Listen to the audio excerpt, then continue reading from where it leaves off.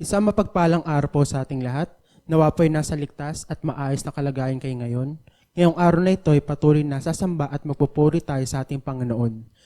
Kung may dala kayong Biblia, makibukas po kayo sa Awit 136 verse 1-3. Purihin si Yahweh sa kanyang kabutihan. Pag-ibig niya ay tunay, laging tapat kailanman. Pinakadakilang Diyos ng mga Diyos ay pasalamatan. Pag-ibig niya ay tunay, laging tapat kailanman. Ang Panginoon ng mga Panginoon ay ating pasalamatan. Pag-ibig niya ay tunay, laging tapat kailanman. Saglit po tayo manalangin. Ama namin Diyos, maraming salamat Lord sa araw na binigay po sa amin Panginoon. Salamat Lord dahil meron po kaming malayang oras Lord upang patuloy na makapakinambahan sa inyo. Patuloy Panginoon na sumamba at patuloy magpuri sa inyo Lord ngayong araw na ito. Lord God, patuloy na ikaw yung mag-bless Lord sa mga oras na ito. Dalayan ko po na yung aming pong attention, Lord, yung aming pong puso ay patuloy na nakatuon sa inyo sa pakikinig, Lord, yung mga salita. And dalayan ko po, Father God, na patuloy, O Diyos, na ikaw yung maalala namin, Lord, sa araw na ito. Sapagkat, Panginoon, ay patuloy na inaalay namin ito para sa inyo. And dalayan ko po, Panginoon, na sa mga oras, Lord, na ibibigay niyo po sa amin, Panginoon, ay patuloy na ikaw yung siyang mangusap, Lord God, sa pamagitan niyo mga salita, Panginoon. Patuloy, Lord, na tinataas namin sa inyo lahat. Sa pangalan po ng aming Panginoong Sus. Amen. Amen! Isang maganda at mapagpalang umaga po sa ating lahat. Tayo po muli ay pinagsama-sama ng ating Panginoon. Ngayong araw na to upang siya ay papurihan, pasalamatan at awitan. Ngayon po ay sama-sama nating bigyan ng papuri at awitin ng Panginoon.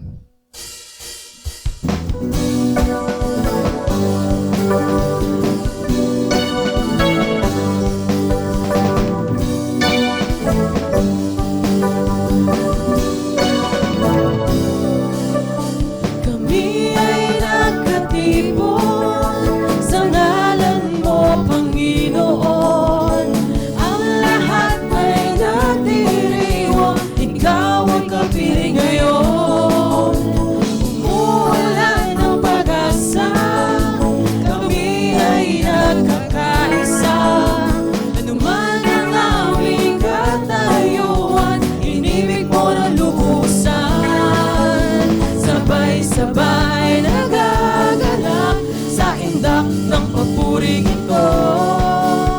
Sabay-sabay nagagalak sa sayaw at papuri sa'yo. Kamang-kamang pag-ibig lampas langit sa amin tumubos.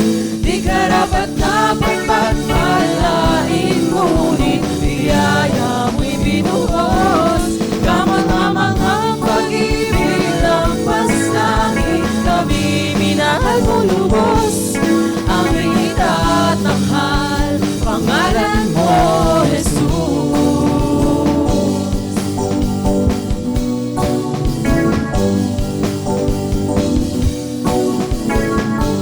Minsan pa,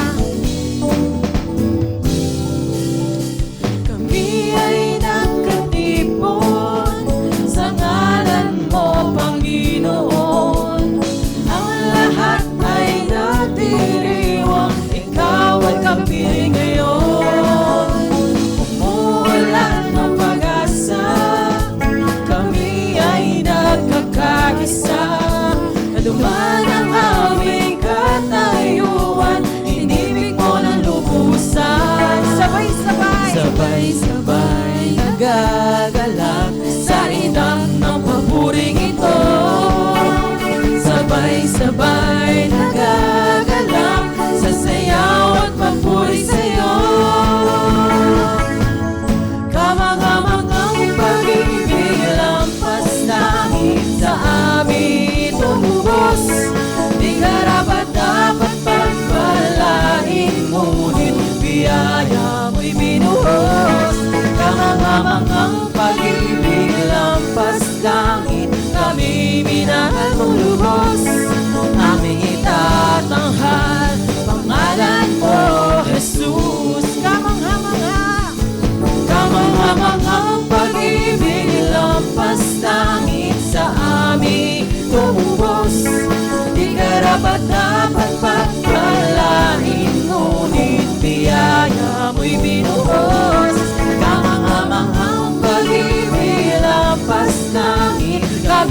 minahal mo lubos. Aming itatanghal, pangalan mo, Jesus.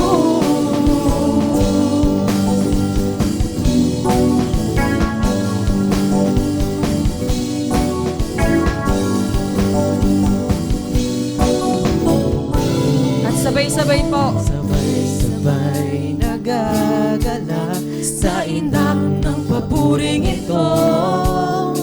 Sabay-sabay nagagala sa sayaw at papuri sa'yo. Kamangha-manghang pag-ibig lampas langit sa amin tumubos. Di karapat na pagpagpalain, ngunit biyaya mo'y binuhos. Kamangha-manghang pag-ibig lampas langit, kami minahal mo lubos. Aming itatanghal, pangalan mo, Jesus. Kamangha-manghang pag-ibig lampas langit sa amin tumubos. Di karapat na pagpagpalain, ngunit biyaya mo'y binuhos. Kamangha-manghang pag-ibig lampas langit, kami minahal mo lubos. Aming itatanghal, pangalan mo, Jesus. Amen.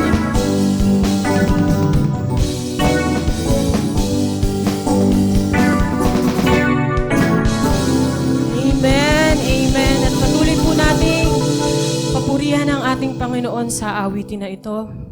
Medyo bago po itong awitin na ito, pero pagdating sa Panginoon, para sa Panginoon, walang bago, basta ang kanyang awitin ay para sa kanya lamang.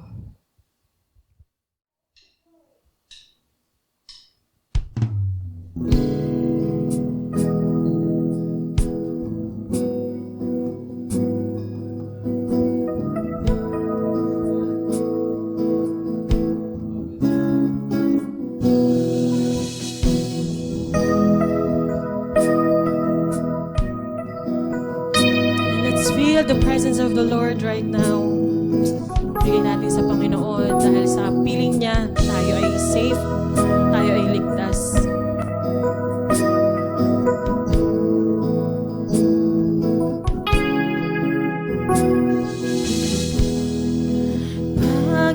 Panginoon, ang nais ko,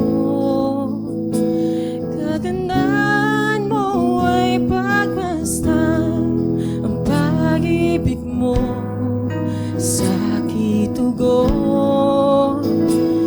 Kailan may di pababayaan, sa iyo lamang matatagpuan, sa iyo lamang.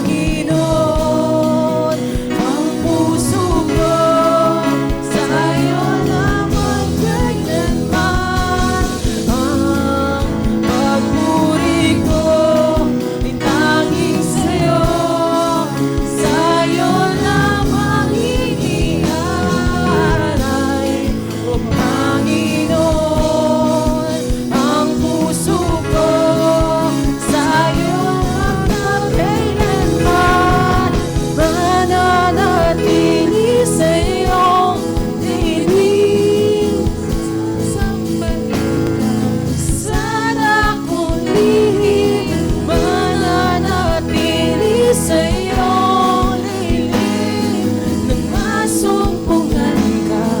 Sana kung lihim, mananatili sa iyong dilim, at sasambahin ka. Sana kung lihim, mananatili sa iyong dilim, nang masumpungan ka. Sana kung lihim.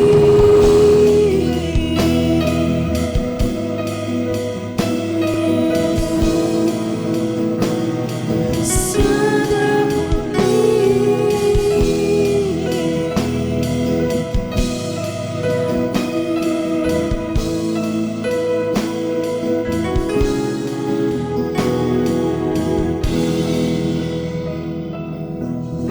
At papuri po nating papurihan ng ating Panginoon at siya ay ating palakpakan po.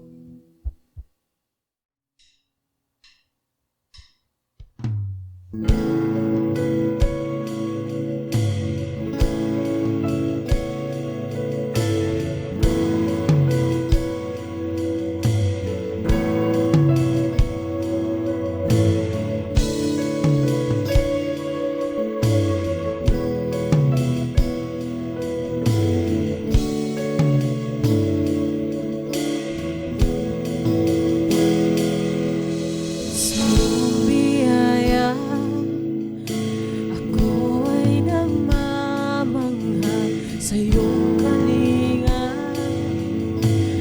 pag-iba'y di banta. Sa pag-ibig mo, palaging ligtas ang puso.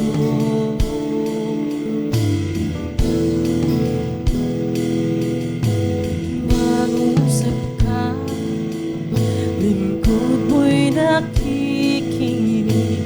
Sa ingay man, bulong mo'y natatanging. Pag-asa'y ikaw,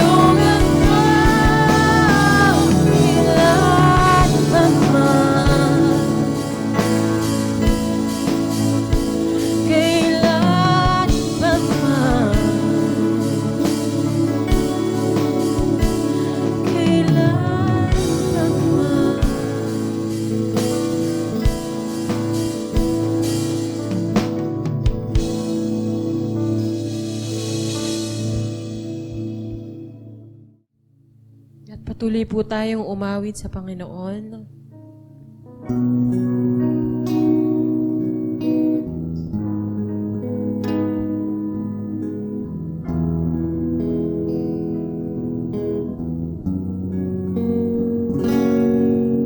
Ikaw lang ang pag-asa ko, tanging ikaw ang buhay ko, Jesus.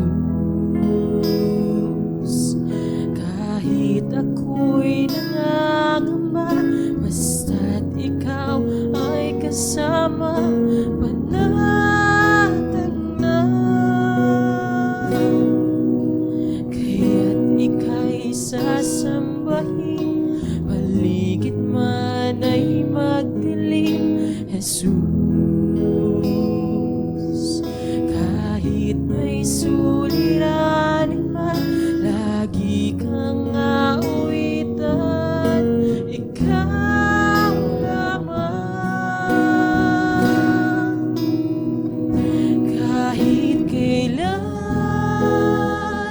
di ka nagkulang, biyaya mo sa akin laging laan. Ang pag-ibig mo sa akin walang hanggan, inibig mo ako noon pa man. Kaya't ika'y sasambahin, kaya't ika'y sasambahin, paligid man ay magdilim, Jesus. Kahit may suliranin man, lagi kang aawitan, ikaw lamang. Kahit kailan di ka nagkulang, biyaya mo sa akin laging laan. Ang pag-ibig mo sa akin walang hanggan, inibig mo ako noon pa man. Kahit kailan di ka nagkulang, bigaya mo sa akin laging laan. Pag-ibig mo sa akin walang hanggan, inibig mo ako noon pa man. Inibig mo ako noon pa man. Inibig mo ako noon pa man.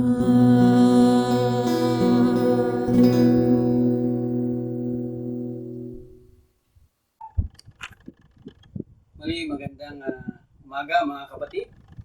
At talagang napakabilis ng panahon natin ngayon sapagkat ngayon ay kahalatian na ng buwan ng November.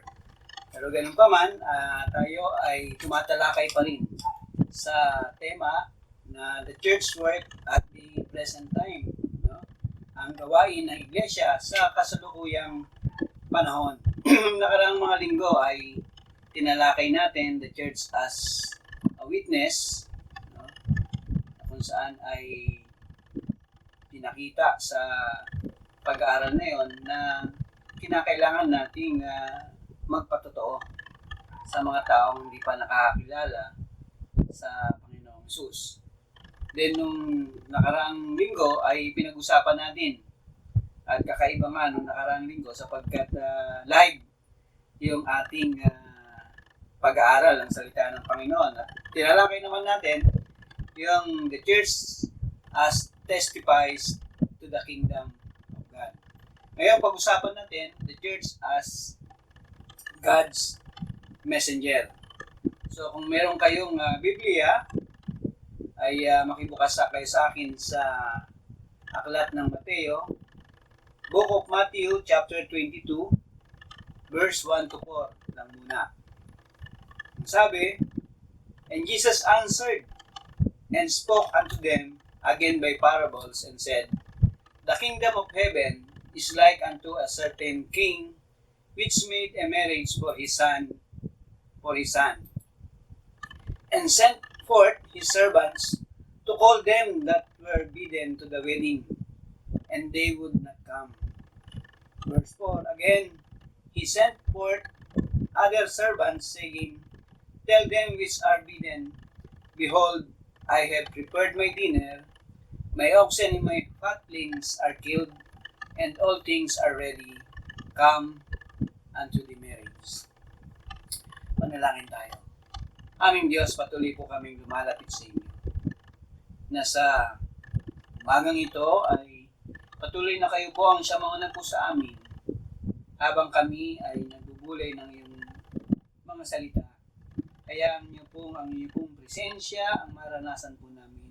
Lokoban mo po kami, o banal na Espiritu, ng iyong karunungan upang sa gayon, Panginoon, maging makabuluhan po yung aming pag-aaral ng iyong mga salita. Sa inyo po namin ipinagkakatiwala ito. Sa pangalan po ng aming Panginoong Hesus. Amen. So, bawat isa sa atin ay ibinibilang na kabilang sa iglesia ng Diyos. Ito yung mga taong tinawag ng Diyos, yung sambahayan ng Diyos. Ngunit hindi lahat sa atin ay gumagawa ayon sa pagkatawag sa atin. Pag-usapan natin ang tungkol sa pagiging mensahero natin. We are God's messenger. Dito sa talata na ating pagbubulay-bulayan, hindi po ito sinadya dahil ang pag-uusapan natin ay kasalan, no? Mamayang alas 3 ng hapon ay meron tayong tinanakasalan. Isang bonggang-bonggang kasalan. Ano? So, dito pag-usapan natin yung dalawang bagay na may kaugnayan as God's messenger. No? The church as God's messenger. Una, God sent the church. So, dun sa Matthew 22, verse 3, sabi roon, "And sent forth his servants to call them that were bidden to the wedding, and they would not come." So dito pinag-uusapan nga yung patungkol sa kasalan, isang malaking kasalan, no? Kasi dito ipinakita ang isang talinhaga patungkol sa kaharian ng Diyos na itinulad sa isang hari na isinugo yung kanyang mga tagapaglingkod, yung kanyang mga alipin dahil sa ang kanyang anak ay ikakasal. So ang sabi nga doon sa verse 2, "The kingdom of heaven is like unto a certain king, which made a marriage for his son." Doon sa Matthew 21, 23, and 24, no, kasi dito, ang otoridad ng pagpapahayag ay napakahalaga sa mga Jewish people o sa mga Hudyo. Dito ay merong question, yung mga high priest, yung mga Pariseyo, patungkol doon sa pagpapahayag ng Panginoong Hesus. Kaya nga dito sa Matthew 21,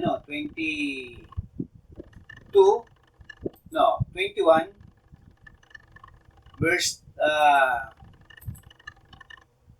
23 to 24, dito makikita natin yung konteksto ng chapter 21 nga.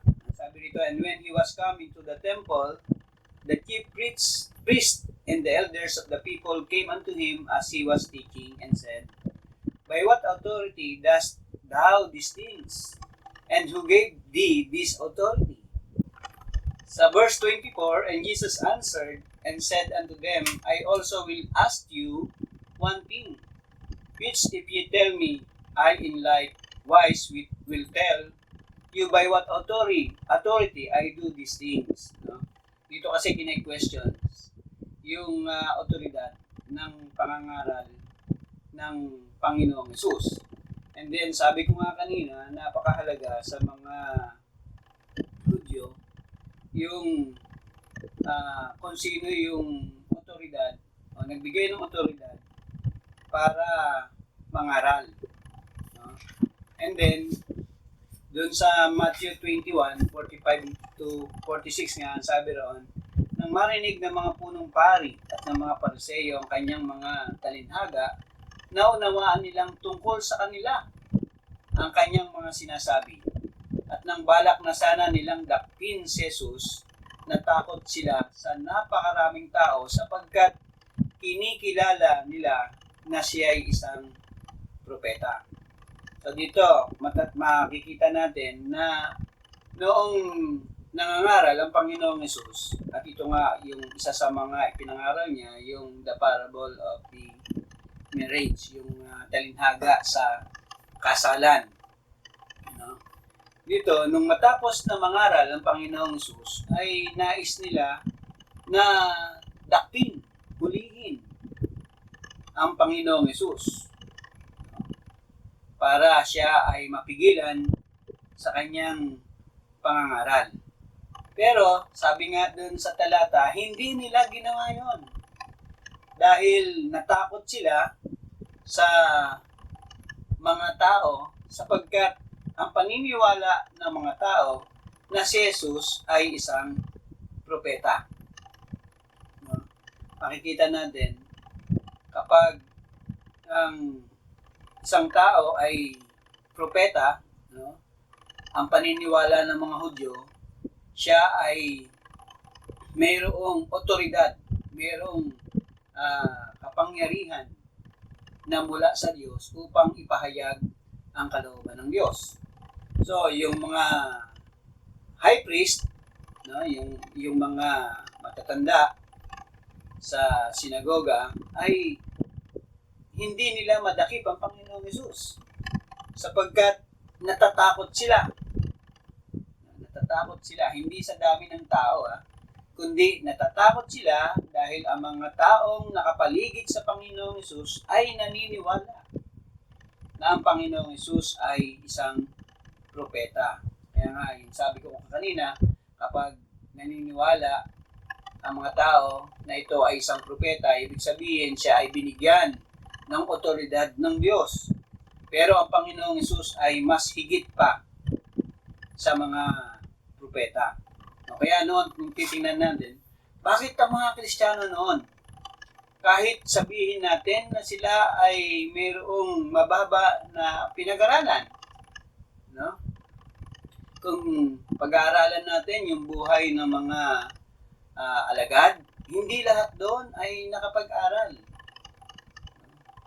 Lalo na yung mga ginamit ng Diyos para magpahayag ng kanyang salita.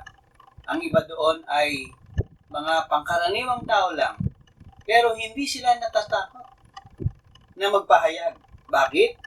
Sapagkat mayroon silang otoridad na nagmula sa Diyos.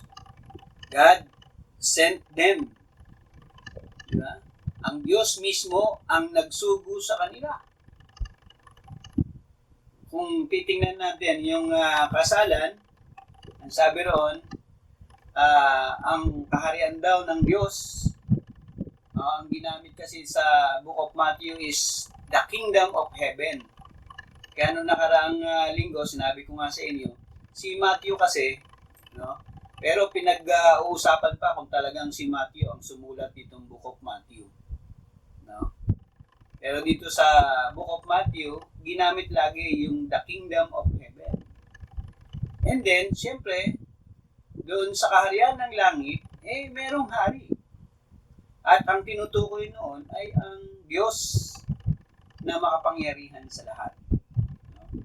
And then, ang sabi roon, yung hari ay nagsugo, no? Isinugo, no? Yung mga alipin upang sila ay magpahayag, dahil kasi ang naisin ng hari ay imbitahan yung mga tao na sila ay dumalo sa kasalan ng kanyang anak. No? Pero hindi nga natin pag-uusapan dito yung handaan. No? Ang pag-uusapan natin dito ay yung pagsusugo o yung salitang sent forth. No? Sinugo ng Diyos ang kanyang mga tagapaglingkod. No? God sent His servants. Mismong ang Diyos ang siyang nagsugo. Yung otoridad ay nagmula sa Kanya na ibinibigay niya sa kanyang mga tagapaglingkod upang magpahayag. Kaya nga sabi ko, sino ang katatakutan natin na magpahayag kung ang otoridad ay nagmumula mismo sa Diyos. Kaya nga nung pinag-uusapan natin ng mga nakaraang mga pagbubulay natin, no? The church as a witness, kung tingnan natin yung konteksto nun, anong sabi ng Panginoong Jesus? I am with you. Ako ay sa inyo. Yeah. Ibig sabihin, hindi tayo pababayaan ng Diyos. Sa Kanya na nanggaling yung otoridad, hindi niya pa tayo pababayaan. Kaya nga sino ang katatakutan natin. And then, balik tayo dito sa pinag-uusapan natin. Sabi roon, the king sent his servant. And then, kapag pinag-uusapan yung servant, sa Greek word, ito ay makikita natin sa original word na mula sa Griego na doulos. Doulos. Na kung saan ito ay tumutukoy sa alipin. Pero hindi yung iniisip natin na yung pagiging alipin dito ay ang binanggit ay pinakamababang uri ng alipin. Ano? Kasi sa ating mga Pilipino, pag pinag-uusapan ng alipin, ito na yung pinakamababang uri ng buhay o katalagayan ng isang tao. Pero dito makikita natin na yung alipin na binabanggit dito ay hindi lamang tumutukoy sa uri ng buhay o kalagayan ng isang tao. No? Bagamat dun sa Greek translation na doulos, yung pagkakahulugan sa kanya sa English ng salitang doulos ay a slave, a bondman, o yung nakagapos o walang laya, a man of servile condition. Kumbaga, ito yung tao na nararapat lamang na ang kanyang gawain ay gawain pang alipin. Pero dito sa kasalan, talaga bang ang tinutukoy doon na alipin ay yung merong pinakamababang katayuan, no? sa lipunan, no? sa mata ng tao. Pero kung titingnan natin yung kanyang ginawa, no, nung mga servants, kasi dito hindi lang isang alipin yung isinugo ng hari, but yung maraming mga tagapaglingkod. Kasi yung ginamit na salitang servant hindi lang singular but plural. So ibig sabihin maraming tagapaglingkod. No? And then kapag ang pinag-uusapan nga yung salitang alipin, no? Hindi lamang po ito tumutukoy doon sa kalagayan o katayuan ng isang tao, kundi ito ay tumutukoy sa pagbibigay ng sarili upang gumanap sa gawain o kalooban ng ibang tao o ng kanyang Panginoon. Ang sabi ron, one who gives himself up wholly to another's will. Diba? pagbibigay ng kanyang buong pagkatao para sa kalooban ng iba o ng kanyang Panginoon. Ginamit ito ng Panginoong Hesus to extend and advancing His cause among men. Yung pag-extend ng kanyang purpose, ng kanyang layunin. Ginamit niya yung salitang servants para, sabi rito, ay maging tagapaglingkod upang gumanap pa sa kanyang naisin, kalooban, dahilan kung bakit siya naparito sa ibabaw ng lupa. And then, sabi roon, yung pagiging alipin ay one who devoted to another to the disregard one's own interest. Sabi roon. So, ibig sabihin, ang alipin ay gumaganap hindi para sa kanyang sarili, kundi para sa kanyang Panginoon. At ang Panginoong Hesus nagbigay ng halimbawa kung ang isang tao daw ay nagnanais na maglingkod o maging leader o maging pinuno, kinakailangan niyang paglingkuran yung mga tao na nais niyang pangunahan. Ang sabi doon sa Matthew 20:27, doon sa Ang Bagong Tipan, Filipino Standard Version, sabi roon, talatang 27, at sino man sa inyo na naghahangad na maging pangunahin ay dapat maging alipin ninyo. Parang napakabigat no? Yung gustong maging tagapanguna ay dapat na maging alipin. No? Mas maliwanag dun sa sinabi dun sa Marcos 10, talatang 43 at 45. Sabi ron, subalit hindi dapat ganyan sa inyo. Sa halip, ang sino mang nais maging dakila sa inyo ay kailangang maging lingkod ninyo. At ang sino mang nais maging una ay kailangang maging alipin ng lahat. Sapagkat kahit ang anak ng tao ay naparito hindi upang paglingkuran, kundi upang maglingkod at ibigay ang kanyang buhay na pantubos sa marami. Dito mas makikita natin na mas malinaw, no? Hindi lahat ng mga nagnanais na maging pinuno ay nararapat na paglingkuran. Kasi dito binigay na halimbawa ng Panginoong Hesus. Kasi yung binabanggit na anak ng tao rito, ito ay tumutukoy sa Panginoong Hesus. Kung ang Panginoong Hesus ay naparito, hindi upang paglingkuran, kundi upang maglingkod at ibigay ang kanyang buhay na pantubos sa marami, ito rin yung dapat nating gawin. No, tayo ay mga tagapaglingkod ng Diyos. Ang Iglesia ay binubuo ng bawat individual na tinawag ng Diyos upang maging tagapaglingkod. No?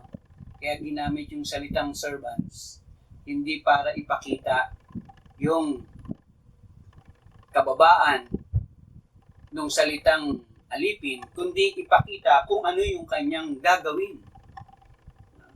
Yung kanyang gagawin na hindi para sa kanyang sarili, kundi para sa kalooban ng kanyang Panginoon.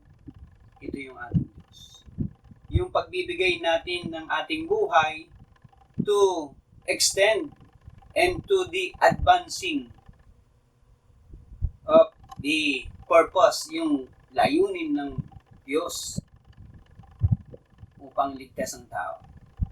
At yung maging devoted tayo sa bawat isa na hindi tayo magnais na tayo yung paglingkuran, kundi tayo mismo ang maglingkod dahil ito ang nais ng Diyos sa kanyang iglesia. Tayo ay tinawag ng Diyos upang maglingkod para sa Diyos. Diba? Yung otoridad ay hindi mula sa tao, kundi ito ay nagmula sa Diyos. Kaya nga, kung tayo ay tunay na mga alipin, mga tagapaglingkod ng Diyos, ay patuloy tayong maging tapat sa paghahayag ng kanyang salita. So, God sent His church. No? Tayo ay sinugo ng Diyos. At hindi ito, sabi nga, hindi pwedeng, sabi, ang pagsunod daw ay voluntary. Kapag tayo ay naka-experience ng kabutihan ng Diyos, marahil tayo ay magpapahayag ng salita ng Diyos. So, pangalawa, the church send with the message. Alam nyo, minsan, kung bakit sa panahon natin ngayon, na yung mga Kristiyano ay hirap na magpahayag ng salita ng Diyos kasi hindi nila alam kung ano yung kanilang ipapahayag. Di ba? Dito sa Matthew 22 verse 3, verse 4, and 8, at saka yung 9. So dito makikita natin na yung mga lingkod na inutusan ng hari ay mayroong mga, sabi nga, mensahe na dinadala. Kaya lang, kung titingnan natin, kung ang mga tagapaglingkod na ito ay isinugo na mayroong dalang mensahe, bakit yung mga tao ay hindi tumugon doon sa pagkatawag o pag-iimbita sa kanila? No? Ano kaya ang problema? Basahin muna natin yung talatang 3, 4, 8 at saka 9. Sabi ron, and sent forth his servants to call them that were bidden to the wedding, and they would not come. 22 verse 4, again he sent forth other servants, saying, tell them which are bidden, behold, I have prepared my dinner, my oxen and my fatlings are killed, and all things are ready. Come unto the marriage. Dun sa verse 8, sabi ron, then said he to his servants, the wedding is ready, but they which were bidden were not worthy. Go ye therefore, verse 9, go ye therefore into the highways, and as many as ye shall find, bid to the marriage. Sabi ron. Dito makikita natin na ilang beses isinugo ng hari yung mga alipin niya. No? At ang sabi roon, sa verse 3, he sent forth his servants to call them. Di ba? Dito, ipinapakita na yung servant ay hindi yung inaakala natin na alipin, na pinakamababang uri ng katayuan ng tao, kundi yung tagapaglingkod ng hari na magpapahayag. Di ba? Sino ang nakapanood sa inyo sa yung patungkol sa mga kaharian? Di ba pag nagpapatawag ang hari, meron siyang ginagamit, hindi yung mga alipin ang ginagamit. Sa atin sa Pilipino, sa ating istorya, no, yung ating mga kanununuan, yung mga nagpapahayag ng balita mula sa datu, kasi noon datu no? Tinatawag na umalohokan. Yung mga umalohokan ay sila yung mga sumisigaw. At ang sinisigaw nila ay yung kautusan na ibinigay ng datu. Isang batas na ipaiiral. O kaya, isang kasiyahan na gagawin doon sa sa pamunuan, doon sa barangay. No? So, doon sa panahon ng kaharian, lalo na sa Old Testament, kapag ang hari ay nag-iimbita, pinapalabas niya yung kanyang mga tagapaglingkod na mamamahayag. Doon sa kasi ang ginamit is herald. No? Parang yung nagpakita ang anghel, no? Sa mga pastol na ipanganganak ang Mesyas, isinugo ng Diyos. Sino yon? Sino anghel yon? No? Nandiyan ba si Gabs? Si Angel Gabriel na isinugo ng Diyos to sabi ron, to bring the message, upang ipahayag ang mensahe. So dito sa Matthew 22, isinugo ng hari yung kanyang mga herald, sabi ron, to call them, di ba, para tawagin sila. So, ibig sabihin, yung alipin na yan ay herald, mga mensahero. And then, hindi lang yan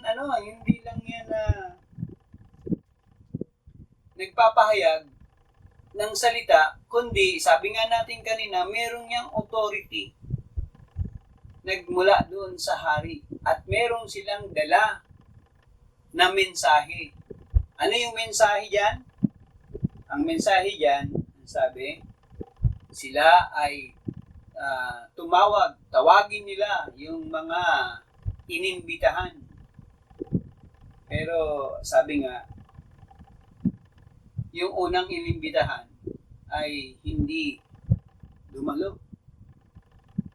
Hindi sila pumunta. Nandun yan sa verse 3 eh. Hindi sila pumunta. Ang sabi ron, to call them that were bidden to the wedding, and they would not come. Hindi tumugon yung mga tao na unang inimbitahan. Kahit na merong isang mula sa kaharian at tagapaglingkod na nagsasabi na kayo inimbitahan ng hari. No? Siguro sa panahon ngayon, pag sinabing, inimbitahan kayo ng presidente. Di ba? Wala pang kainan yun, ha? Pero siguro pupunta kayo. Kasi, sino ba ang tumawag? Yung presidente. Di ba? Pero dito, kahit na ang pinagmulan ng imbitasyon ay yung hari, hindi pa rin tumugon. Yung mga tao. Ang pinag-uusapan natin dito, yung mga hindi tumugon, ang pinag-uusapan natin dito, yung isinugo. Ano kaya ang problema sa kanya? Meron bang problema? Mamaya, tingnan natin. Doon sa verse 4, ang sabi ron, again, he sent forth other servants.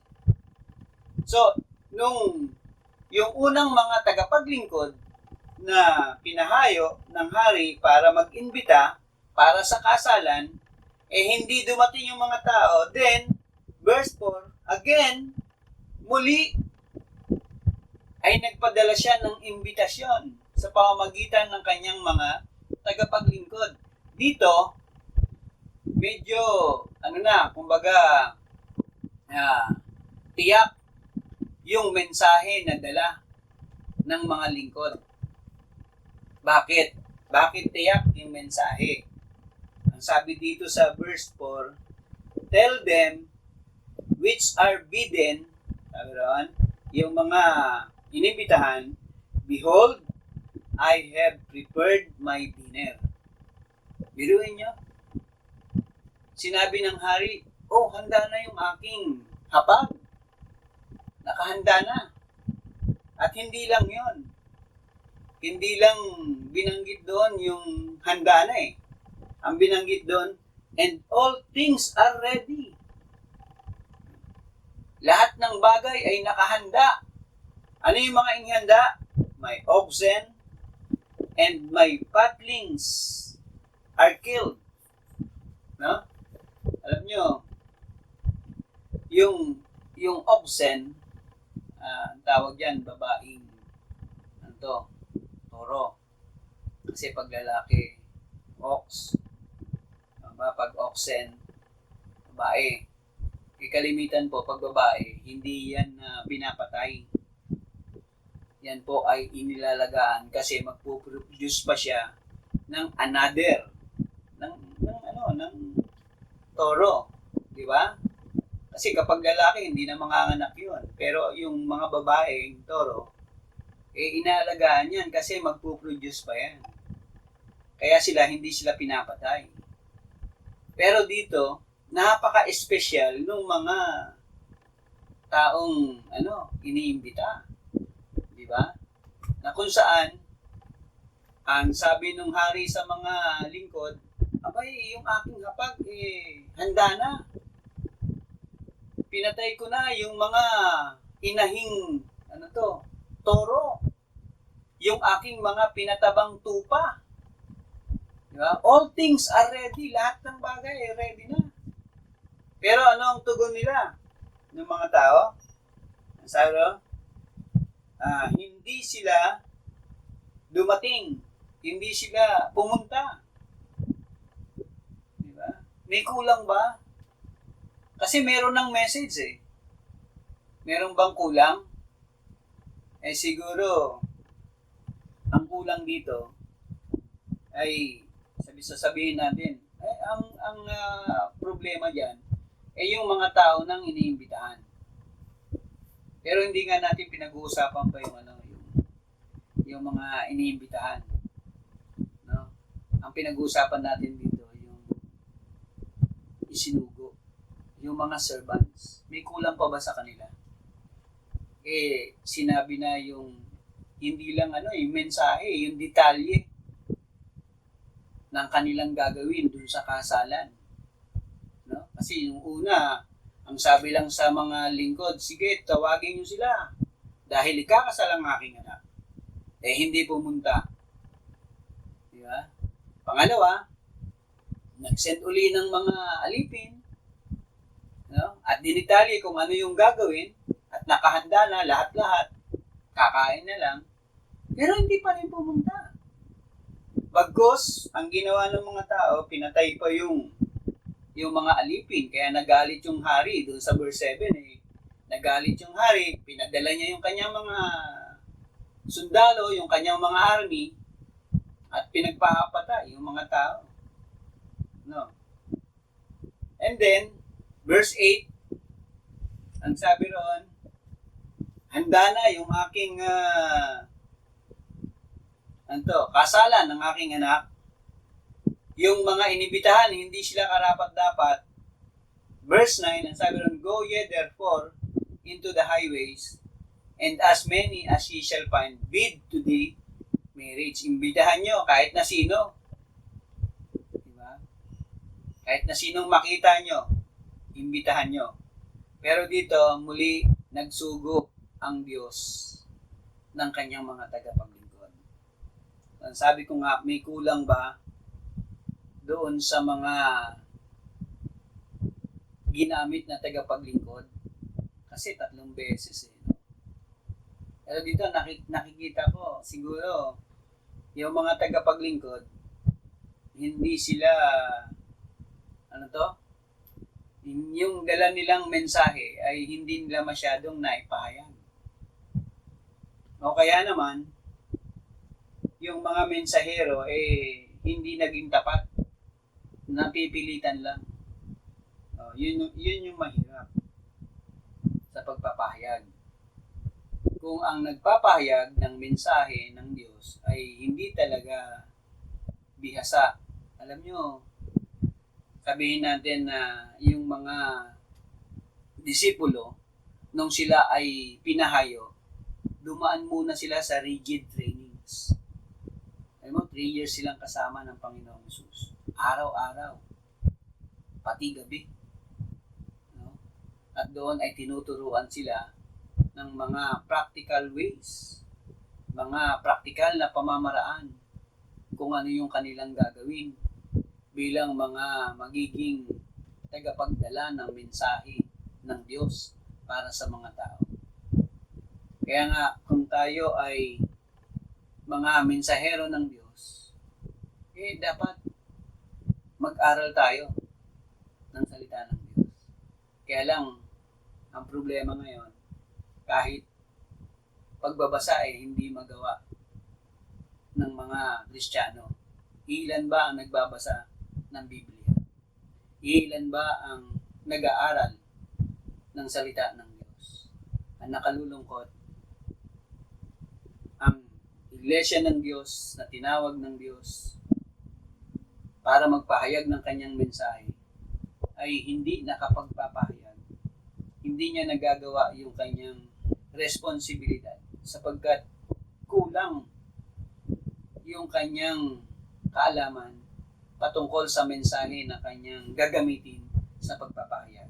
Kaya nga mga kapatid, kung tayo ay tinawag ng Diyos, ibinilang sa kanyang sambahayan, ibinilang sa iglesia ng Diyos, nararapat lamang na tayo ay mag-aral ng salita ng Diyos upang sa gayon tayo man ay dumating sa panahon na magpapahayag ng salita ng Diyos, meron tayong kaalaman, meron tayong sasabihin sa mga tao tungkol sa ating pinanghahawakang mensahe na mula sa Diyos.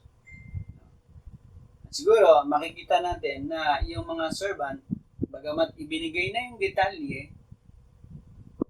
detalye na gagawin, pero siguro kulang pa rin yung kanilang ginawa. Bakit kulang? Siguro yung mga alipin na ito, yung mga tagapaglingkod na ito, no? Ay hayaan mo na yung mga tao yan, ayaw naman sumunod eh. Di ba? O siguro hindi lang sila makapag-complain kasi yung hari ang nag-utos sa kanila eh. Talaga naman kapag tagapaglingkod ka, hindi ka maaaring mag-complain. Di ba? Kapag ikaw ay tagapaglingkod, sabi nga, yung tagapaglingkod na yon ay patuloy na sumusunod sa kanyang Panginoon. Kaya nga mga kapatid, kung tayo ay tinawag ng Diyos, no? Tayo ay binigyan ng otoridad ng Diyos upang maging tagapaglingkod niya. At bilang iglesia, tayo ay mayroong dalang mensahe na dapat ipahayag. Ang dapat lamang nating gawin ay pag-aralan natin yung mensahe na yan. Tulad ng mga alagad, nung sila ay pinahayo, sila ay talagang puspusang nag-aral sa Panginoong Hesus. Ngayon, ang dapat natin pag-aralan ay yung Biblia natin. Yung Biblia. Ilan ba rito mayroong personal Bible na pinag-aaralan? Siguro sasabihin, meron naman po ako, pastor, na Bible sa cellphone. Mabuti yan. Meron kayong Bible sa cellphone. No? Pero, yung Bible ba yan na nasa cellphone ay pinag-aaralan nyo? Yang bang Bible sa cellphone ay ginagamit nyo upang basahin yung salita ng Diyos? Kayo makapagsasabi niyan. Ilang oras nyo ginagamit ang inyong mga sarili, ang inyong mga oras sa pagbabasa ng Biblia na nasa cellphone nyo? O ilang beses nyo o ilang oras ang ginugugol nyo doon sa paggamit nyo ng cellphone sa inyong personal na paggamit? Hindi ako ang makapagsasabi niyan, kundi kayo mga kapatid.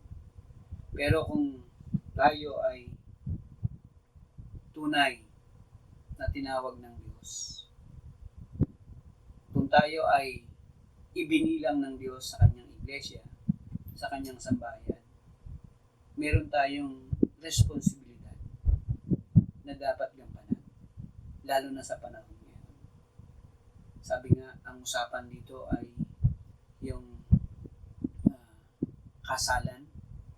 Alam nyo, doon sa huling panahon, tayo ay haharap sa salo-salo ng Panginoon. Sa bangke, no? Ang tawag doon ay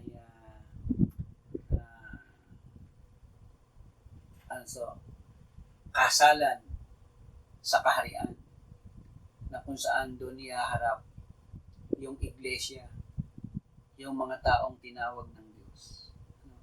Hindi lamang ipinapakita doon yung sarap ng handaan, kundi kung papaano naging tapat yung iglesia sa kanyang paglilingkod, sa kanyang pinaniniwalaang Diyos. Mga kapatid, nawa ang mga salitang ito ay tunay na hindi lamang lumagay sa ating isipan, kundi gawin natin bilang kabahagi ng Iglesia ng Panginoon. Manalangin tayo. Aming Diyos, marami pong salamat sapagkat patuloy ka pong nagpapahayag sa amin ng iyong mga salita. Ikaw ang aming Diyos na laging nagpapaalala sa amin kung ano yung nararapat po namin gawin bilang iyong mga tagapaglingkod, bilang iyong mga mensahero.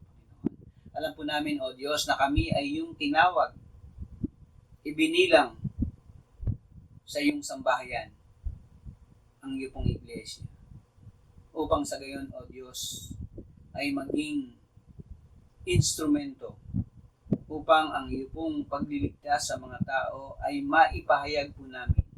Hindi man po namin ito may pahayag ng personal, ngunit meron ka pong gagamitin para sa amin, Panginoon. Maraming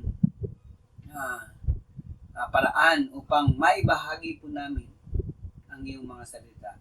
Ang kailangan lamang po, Panginoon, ay yung aming pagtatalaga ng aming buhay bilang iyong mga mensahero, Panginoon. Sa inyo po namin ipinagkakatiwala itong aming mga buhay. At tulungan mo po kami, O Diyos, na habang ikaw ay aming hinihintay sa iyong pagbabalik at isama kami sa iyong kaharian, ay makita mo po kaming tapat na naglilingkod sa inyo. Sa inyo ang lahat ng kapurihan. Sa pangalan po ng aming Panginoon Jesus, ito po ang aming dalangin. Amen. Ang Ama ay papurihan, Anak, Espiritong Banal, ng mga taong nilalang, at ng tanang sa kalangitan. Amen. Panalangin tayo. Aming Diyos, marami pong salamat sapagkat patuloy mo pong ipinapahayag sa amin ang iyong mga salita. Tulungan mo po kami, O Diyos, na mahayag ito sa pang-araw-araw po naming mga buhay.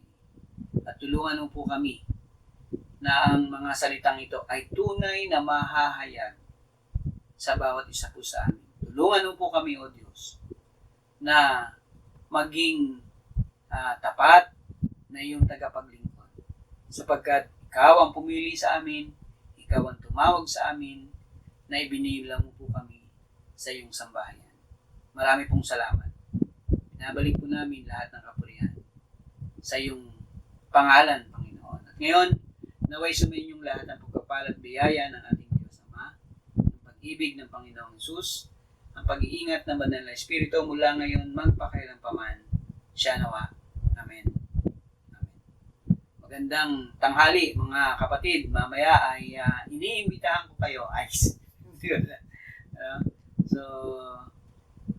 Sa susunod, maraming mga kasalan tayong inihahandaan. At hindi man tayo makapunta, pero sabi nga dahil sa COVID-19, talagang hindi tayo makadalo. Pero sabi nga, sa isang malaking piging na pinaghahandaan natin tuwing araw ng linggo at yung buhay natin ay nagiging hayag sa Panginoon. Doon na lang tayo bumawi sa kasalan, sa kaharian ng Diyos. Maraming salamat sa inyo muli, mga kapatid. Gandang umaga.